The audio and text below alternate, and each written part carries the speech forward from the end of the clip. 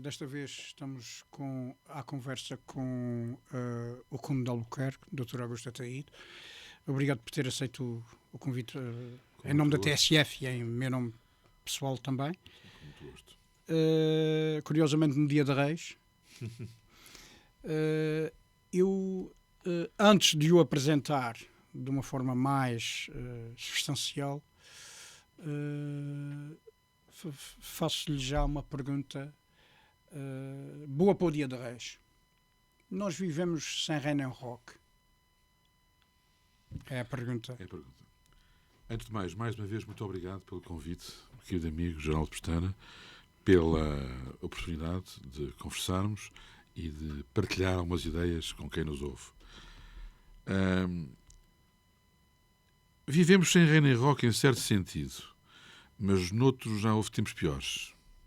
Eu acho que aí há que ser moderado, porque é verdade que há muitas vezes um enorme caos, ou a sensação de um enorme caos na sociedade hoje em dia, e infelizmente também isso é muito agitado, às vezes com boatos e com situações de limites, digamos, de dramas, ou de, enfim, às vezes cai um monte de pedras em Trás-os-Montes, ou em Faro, ou na Ilha do Corvo, e parece que o mundo está a acabar. Portanto, há um empolamento hoje em dia grande, infelizmente, porque as más notícias vendem muitas vezes e chamam a atenção. E é verdade também que na sociedade há sínteses que estão por fazer e há situações que não foram ainda totalmente resolvidas no dia-a-dia e no caminho e na cena do progresso e do bem-estar. O progresso que se pretende leva ao bem-estar das populações e do país.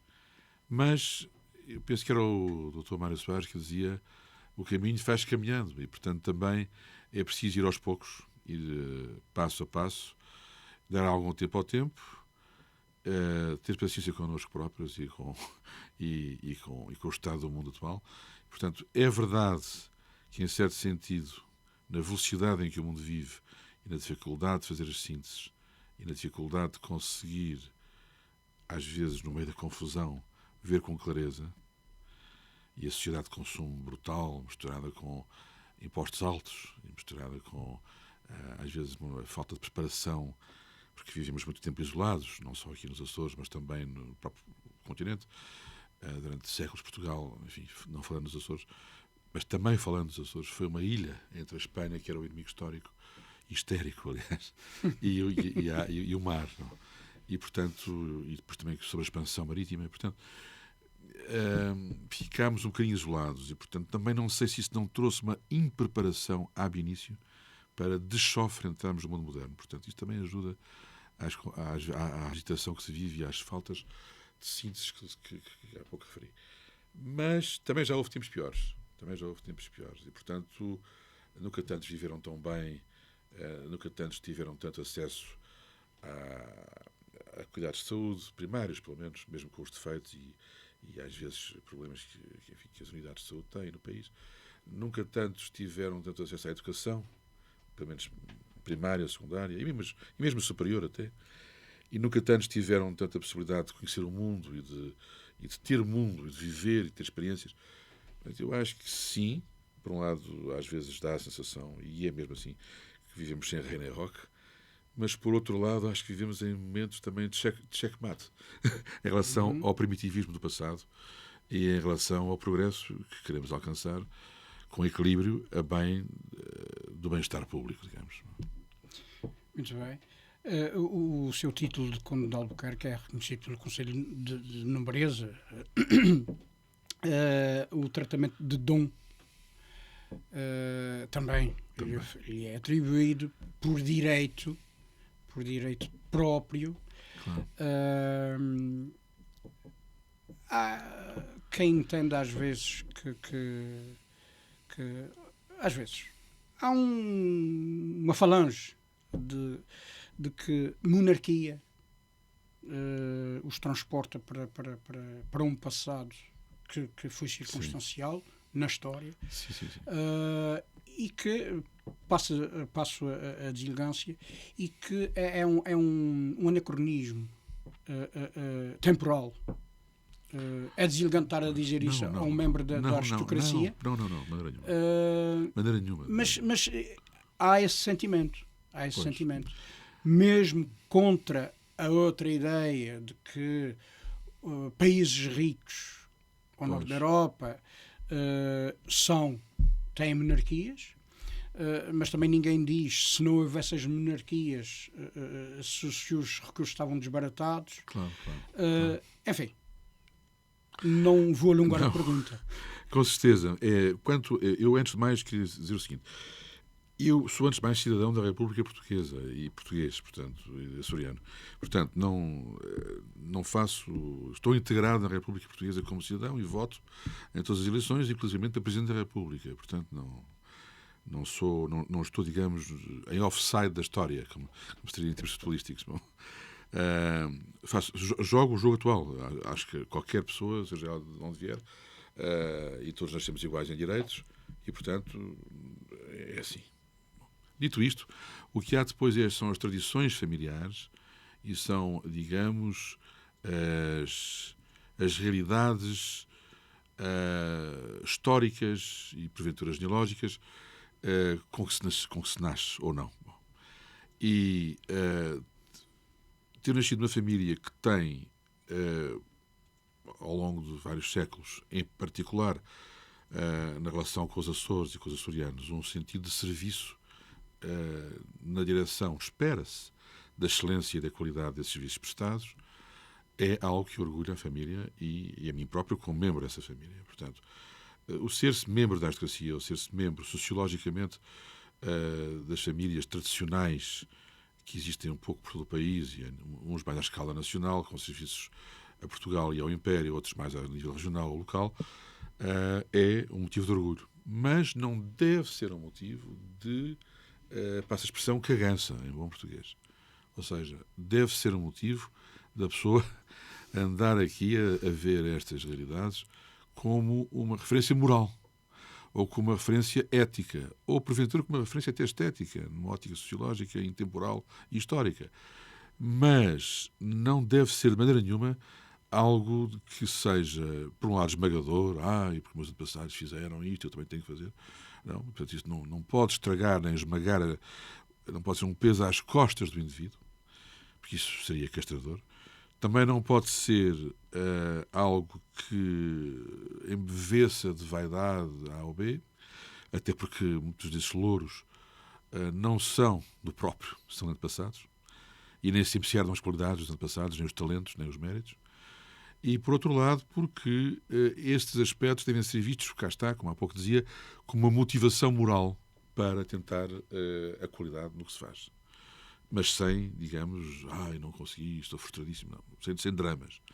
Portanto, deve ser visto com naturalidade, como ter olhos azuis ou castanhos, como ter cabelo louro ou castanho. E, portanto, é assim que eu vejo as coisas. Vejo uma ótica, portanto, de serviço, de motivação, de orgulho familiar, obviamente, mas sem soberba, e também como um farol que vem de trás e que aponta a direção do futuro, mas, ou pelo menos que ilumina, enfim.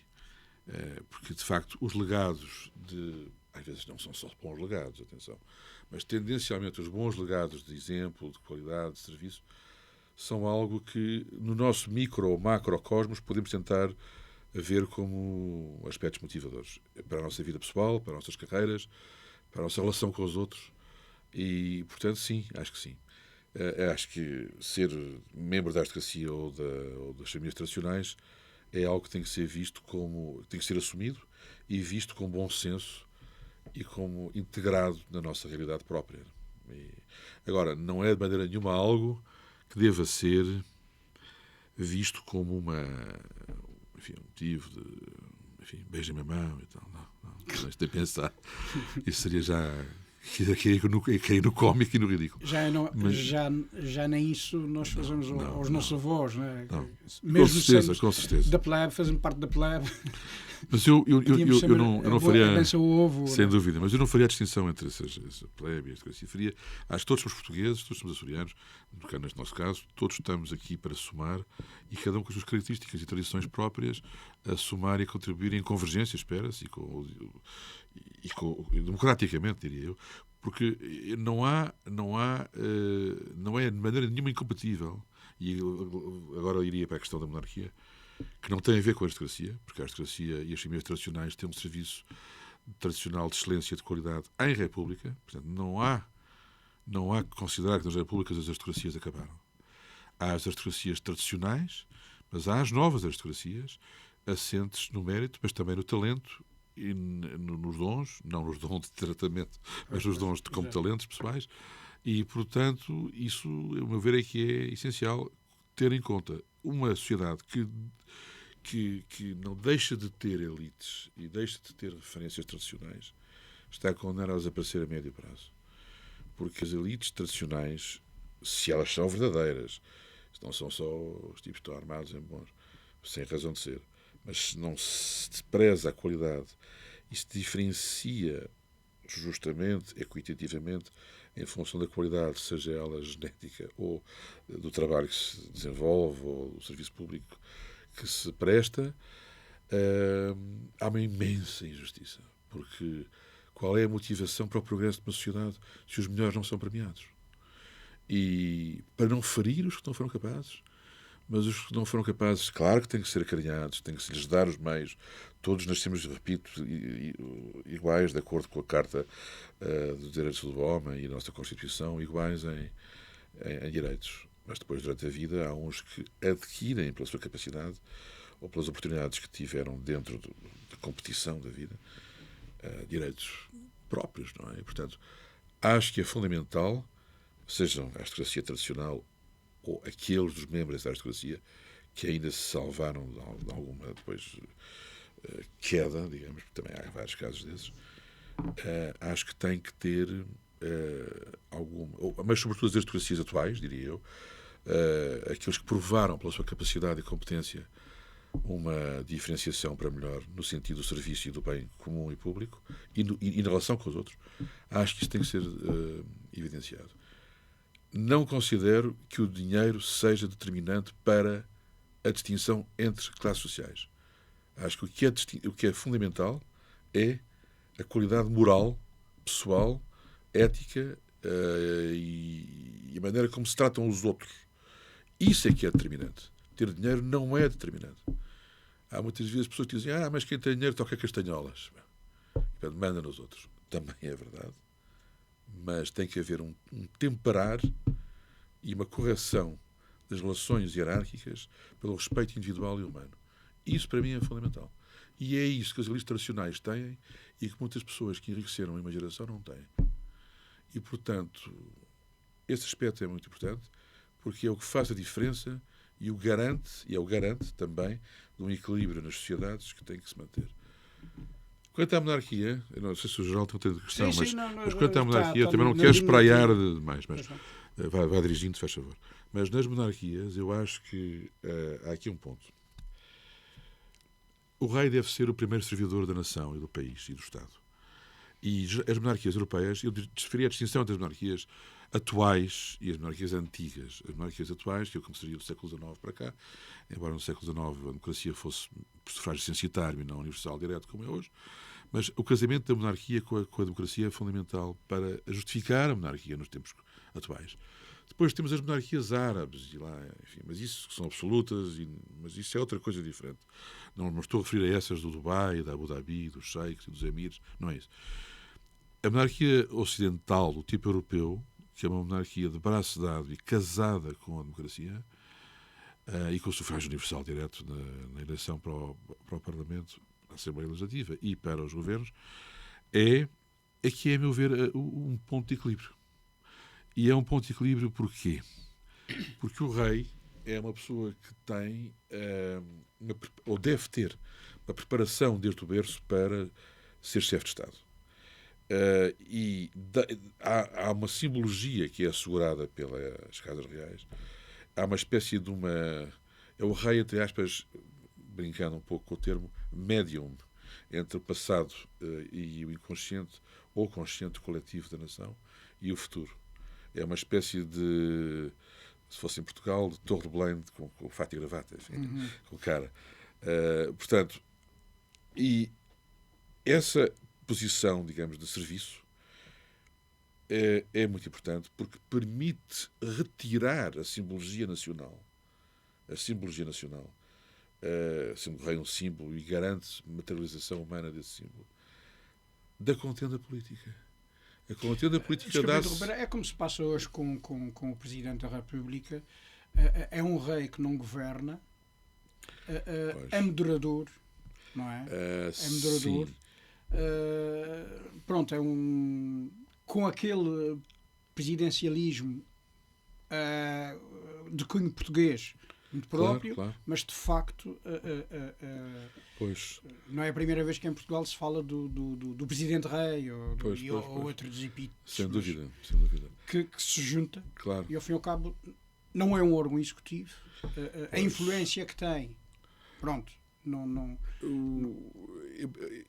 Mas aí o rei tem... O rei não pertence a um partido político. Ora, nos vários tipos de democracia, de repúblicas que há na Europa, eu vou centrar na Europa, porque sim. Na América e África, e é outra história diferente. É onde existem os tais 12 Estados com um soberano, claro. Com súbditos. Nem mais. Mas os presidentes da República ou são meramente corta-fitas, como é o caso da Alemanha ou na Itália, que são eleitos até pelos parlamentos, não estou em erro, ou são eleitos pelo sufrágio universal direto. Quando é o caso, em que é o caso... A legitimidade política é outra, não é? Mas, cuidado, porque eles estão sempre um pouco, por mais que digam que no dia em que são eleitos são presidentes todos portugueses, têm sempre uma espécie, entre aspas, de enfeudamento ao partido de origem. E, às vezes, tem-se assistido, sem referir casos concretos, mas tem-se assistido nestes 50 anos de democracia, presidentes que são o árbitro, mas jogam numas equipas. Exato. E o rei não faria isso. É o 12º jogador. Ora, nem mais. Mas que também é árbitro. E, portanto, cuidado, porque às vezes o sistema pode ser viciado por uma situação dessas. Por outro lado, de 5 em 5 anos, ou de 4 em 4 anos, ou de 7 em 7 anos, agora já não há de 7 em 7, os presidentes da República são eleitos. Mas isso é um custo brutal para o erário público. A monarquia é mais barata, embora não pareça, por causa daquela pompa e circunstância que os ingleses, sobretudo, e também um pouco os espanhóis, têm, mas a monarquia é mais barata.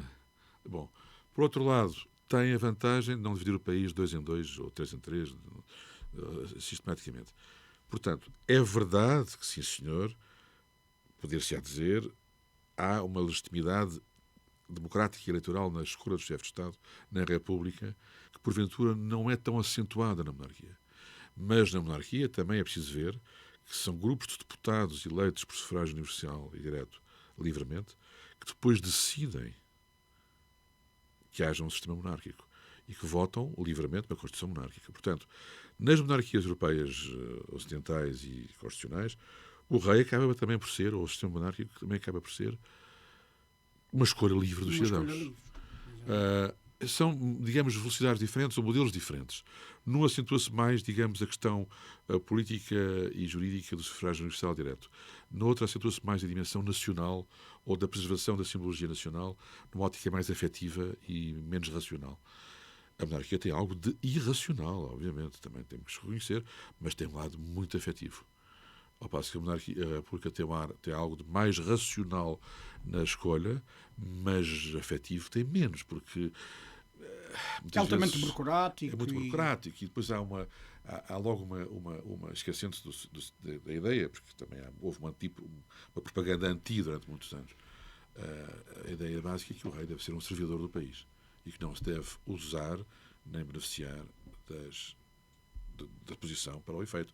Vera-se o caso em Espanha do rei Juan Carlos, que foi praticamente banido do país, porque se abarbatou lá com os esquemas financeiros ligados aos árabes.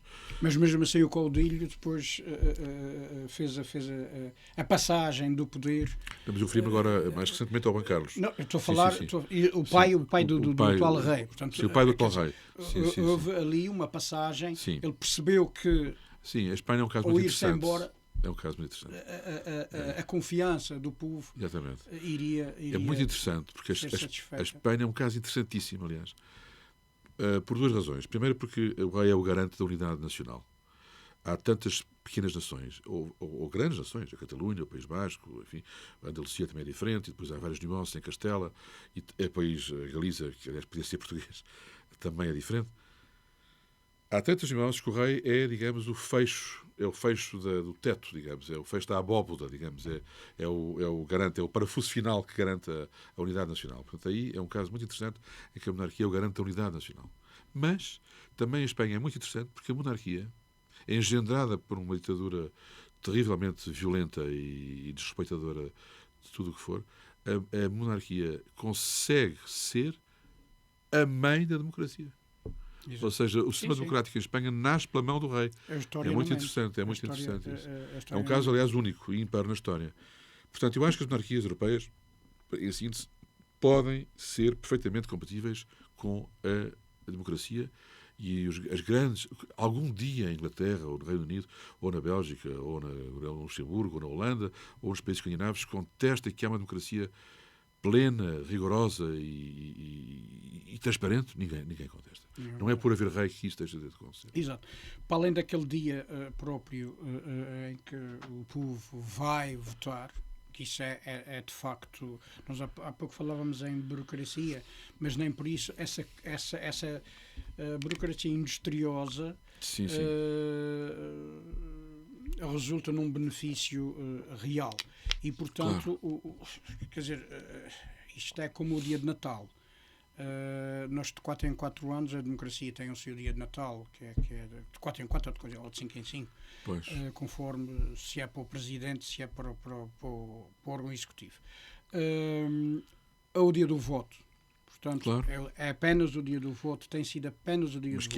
Mas que é importante. Eu trago aqui à lista uma coisa, é que a opção pela monarquia também é um ato democrático. Claro. E acaba também por ser inteligente porque o rei ou a rainha, como se está agora a passar em Espanha, são educados para esse efeito, para governar. Para representar o país. Eu diria que o governo, se me permite, Sr. Geral, para representar o país, cabe ao Primeiro-Ministro depois e ao governo.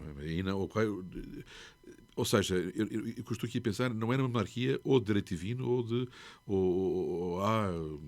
um revolucionário que se assume como rei. Quer dizer, não é a monarquia ditadura, é a monarquia consequência da escolha democrática. Ao longo da história, nós tivemos até em Roma, o xadrez entre rei e imperador. Sim. Em que, em termos de simbologia, se fundia. Certo. Se fundia. Não é por acaso que nós depois, mais recentemente, tivemos o czar, o Kaiser, todos a quererem ser como César. Pois. Aliás, a própria etimologia do Kaiser e do czar vem exatamente disso. Quer dizer, o Reich, cá está, que foi combatido pela monarquia no Luxemburgo e etc. Sem dúvida. Portanto, mas as próprias aristocracias desses países, na Alemanha, nem todas aderiram, por exemplo, na Itália, no caso do fascismo italiano, não aderiram ao sistema. Houve umas famílias que aderiram, mas a maior parte não. E em Itália, até a seguir à guerra, o rei ganhou o referendo, a monarquia ganhou o referendo a seguir à Segunda Guerra Mundial. Embora a esquerda colasse a monarquia ao fascismo. Mas ganharam, ele é que se foi embora, o rei foi-se embora. Disse, não, eu ganhei o referendo, mas ganhei por pouco, e como acho que não há uma expressão nacional muito clara, vou embora e veio para aqui, para Cascais, para a boca do inferno, viver. O rei Humberto, portanto. Portanto, Dr. Augusto, alguma esquerda colou a monarquia ao fascismo, mas é preciso não esquecer que os fascismos, as tiranias, nasceram à esquerda. O nacional-socialismo, nós sabemos que é uma dissidência do Partido Socialista de então. Sem dúvida. Portanto, a mim preocupa-me que se faça esse esclarecimento, porque é importante. Essa é muito importante. Bipolaridade ou a polarização à esquerda ou à direita é uma moeda falsa. Sem dúvida, estou inteiramente de acordo consigo. E cá está, uma das vantagens da monarquia é que, embora o homem ou a mulher, rei ou rainha, tenham direito à sua opção própria, institucionalmente tem que estar acima desse jogo. E, portanto, é o que se me oferece dizer. Agora, pois há as monarquias antigas, e há as monarquias de direito divino, e há os árabes. Mas isso é outra realidade diferente. Isso realmente... E depois em África também. Realmente, Enfim, ou seja, mas colar a monarquia à uma ideia de caixote lista história ou a aristocracia na sua função que tem que ter nas sociedades modernas, se é levada a sério e se é levada pelos seus membros com consciência, porque também muitas vezes não é levada com essa consciência pelos seus membros. Infelizmente. Há casos de déchéance também. E, portanto, as coisas têm que ser ditas como são. Mas ambas, no mundo moderno, têm o seu lugar. É uma questão de opção dos cidadãos e das pessoas e das sociedades. Agora, divergimos um bocadinho para a questão da transmissão do poder via divina. Nós ainda hoje temos essa joia que é mantida. Aliás, o Presidente dos Estados Unidos jura sobre Sim. 2 livros e esses 2 livros, portanto, não à luz de uma nova ideologia laicista, não há coerência, não é? Não há coerência. O guardião dos valores democráticos, enfim, há aqui um paradoxo. Há aqui vários paradoxos. Não é? E, ao mesmo tempo, a República também criou outros artifícios que não por transmissão divina, mas há sempre uma honra divina. Aquele compromisso é, salvo outra leitura, um ato religioso.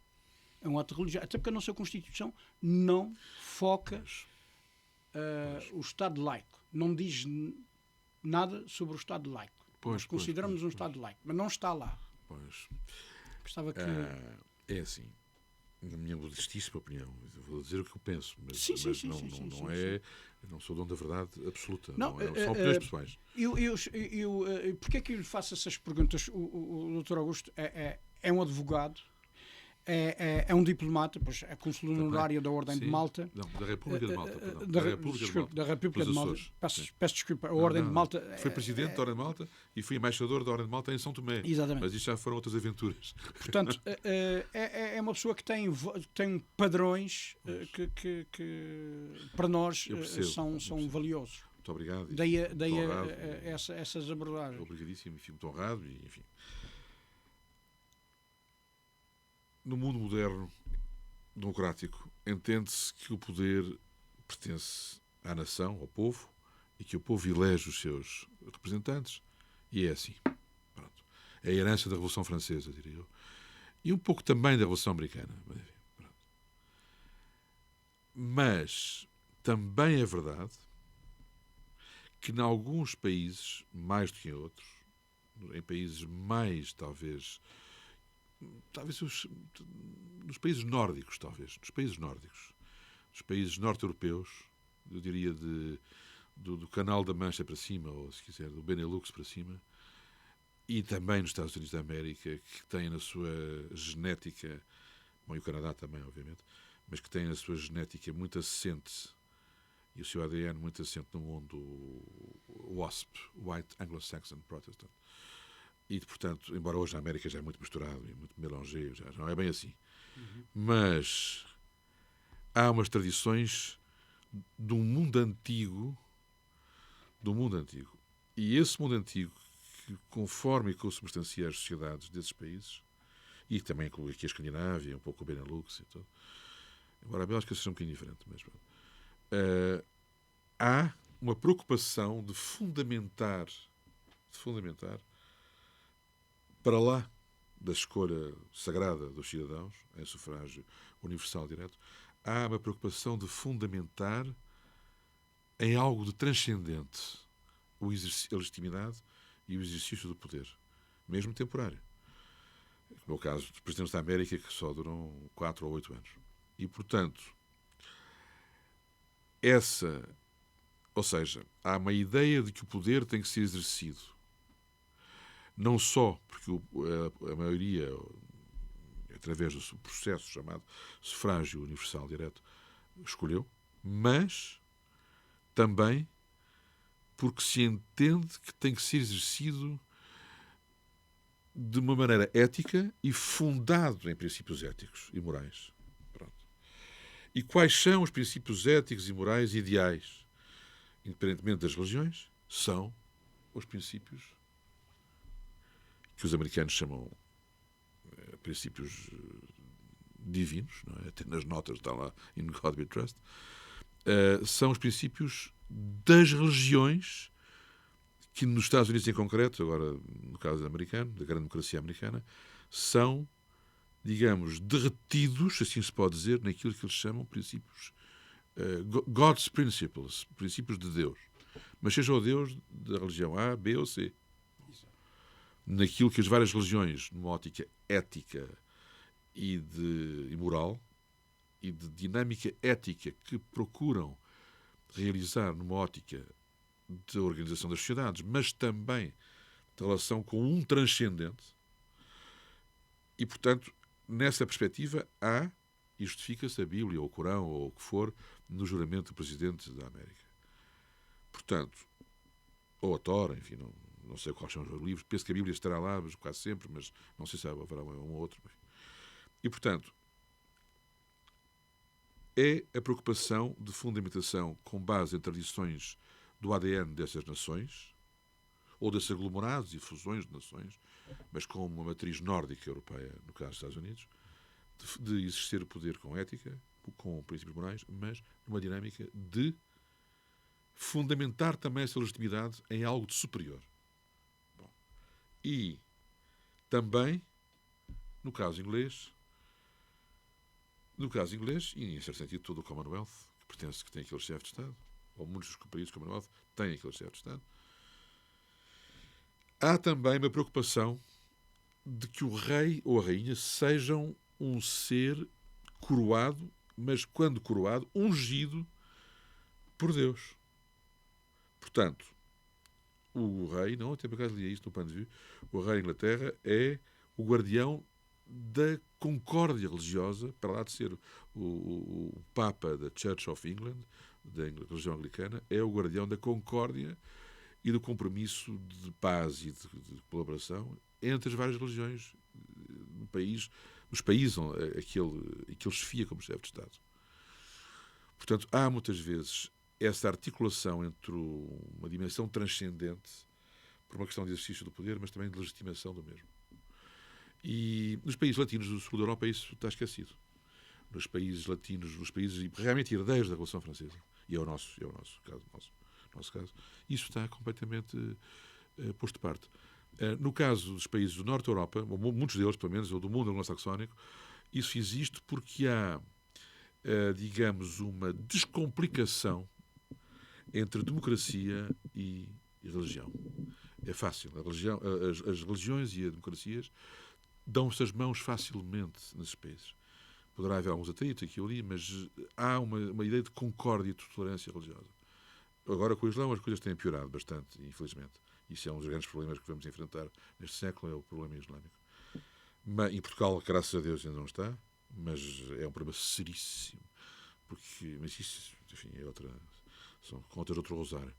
Mas no sul da Europa, não. Porque no sul da Europa, e as democracias no sul da Europa são tendencialmente todas herdeiras ou descendentes da Revolução Francesa. Há um anticlericalismo e um laicismo agnóstico ou ateu marcado que também talvez com o sentimento e com a natureza genética latina, com muito sol, muitos meses por ano, faz com que haja uma falta de distanciamento que os nórdicos têm, que permite depois refletir e encontrar concórdias diferentes ou acordos diferentes. Portanto, em Portugal e em França, enfim, em Espanha também um pouco, a ideia do laicismo é uma ideia de um laicismo quase radical, ao passo que no norte da Europa não é assim. E como não é assim, há essa tal fundamentação. Mas em Itália, em Portugal, mesmo em Espanha, enfim, mesmo com a monarquia espanhola, não há qualquer ligação entre institucional ou formal. Depois, substancialmente, poderá haver mas entre o exercício das funções políticas ou o governo de uma nação ou de um Estado e uma ligação a Deus. Não há nada disso. Temos uns meros minutos, o tempo corre. No entanto, queria fazer aqui uma transposição lá. É que os títulos nobiliárquicos junto do rei tinham uma função. Da mesma forma que hoje há competências adstritas e com outras denominações, o conde tinha funções junto daquele Estado para se perceber melhor. O conde, o vice-conde, etc., por aí fora. Portanto, o artifício que a República arranjou com outras denominações, ao fim e ao cabo, vem a cumprir, salvo o arco temporal que os separa do passado e de agora, mas não era um mero emblema como os chefes de Estado que se automedalham, não é? Eu percebo o que quer dizer. No início, a aristocracia tinha uma função de, sendo o governo dos mais capazes, em princípio, exato, de ajudar o rei novamente. Ou o imperador. O conde vem de comes. Comes, do latim, era uma espécie de governador ou de representante do imperador nas províncias do Império Romano. Aliás, comissário vem daí também, é da mesma origem. Comissário, come. E depois dá conde mais tarde, que a princípio tinham funções administrativas e de governo administrativo e político de várias áreas. Aliás, e no caso das fronteiras do Império, havia o conde, as fronteiras muitas vezes chamavam-se marcas, e o Mar em alemão, pois sobretudo os alemães é que foram por aí, o Markgraf, o Graf é conde em alemão, o conde da Marca era o governador militar da fronteira e deu marquês. Bom, portanto, a gênese vem daí. Mas há uma evolução e no século XIX e XX passaram a assumir posições meramente... os títulos são referências meramente, espera-se, morais, éticas, históricas, mas motivadoras, espera-se, e volto ao começo da entrevista, sem castração individual, motivadoras do progresso das famílias e do seu sentido de serviço.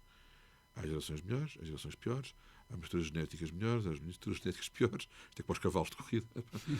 De repente há um cavalo que ganha a taça em Ascot, mas depois os filhos desse cavalo não ganham, mas os netos ganham outra vez. Ou os netos, quer dizer, isto varia. Bom. E, portanto, aliás, o que distingue o mérito da meritocracia da aristocracia é precisamente isso.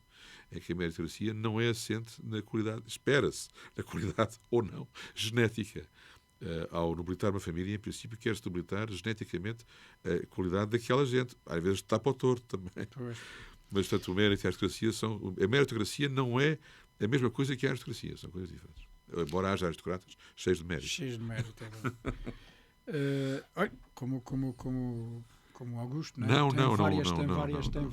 Tem várias competências sociais e culturais que teremos a oportunidade para falar noutro Com tempo. certeza. Não Só quer dizer, também há pessoas cheias de mérito que são, na sua natureza própria, fundadores de dinastias e com qualidades genéticas extraordinárias também. Isto é ambivalente, quer dizer. Sim. Ora, aliás, a ideia de que a monarquia era sistematicamente hereditária. Sim. Não, tinha a ver com isso. Mas não, muitas vezes houve alguém. Houve reis péssimos também. E que chegaram lá acima sem ter ligação claro. Pura. Passo aqui tem toda a razão. Esse atrevimento. Não, mas é verdade. Não tenho créditos. Tem todos os créditos. Nem sobre monarquia. Tem todos os créditos. É uma percepção. Conde de Albuquerque, termino assim. Muito obrigado. Ao vivo e de viva voz. É uma pessoa de cabeça, tronco e membros, alma, como todos nós. Alma açoriana. Eu nunca me esqueço, e frisei pouco, os meus antepassados açorianos, que são todos, praticamente, em 8 bisavós, só há um, que era o Conde de Valências, que não era açoriano, é para mim a pátria. Os Açores para mim é a pátria, mais acima de Portugal e à frente de Portugal. E, portanto, como açoriano, tenho uma enorme honra nos meus antepassados e não fechando os olhos aos defeitos que também tiveram. Nada é perfeito, mas também às coisas boas que fizeram pela evolução e pelo progresso da região. Muito bem. Grato pela sua, Com muito pela gosto. sua presença. Eu é que agradeço. Devemos de cá voltar. Com muito gosto. Quando quiser. Uma vez mais, em nome da TSF, em meu nome pessoal. Muito obrigado. Muito obrigado. Eu é que agradeço. Bem-aja. Muito obrigado. Obrigado.